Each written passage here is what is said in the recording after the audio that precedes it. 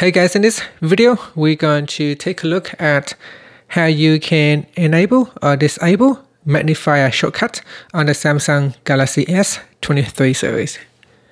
First, tap on the home button to go back to the home screen. And from the home screen, swipe down at the top, then in the quick settings panel, tap on the settings icon. Next, we scroll down and then in here, tap on accessibility. Now scroll down and tap on visibility enhancements. Then scroll down again and in here, tap on magnifier. Now tap on the toggle button to turn on or turn off the shortcut. Tap on the left hand side panel and choose which shortcuts to use. In here, we've got the tap accessibility button shortcut. Press and hold volume up and down keys for 3 seconds.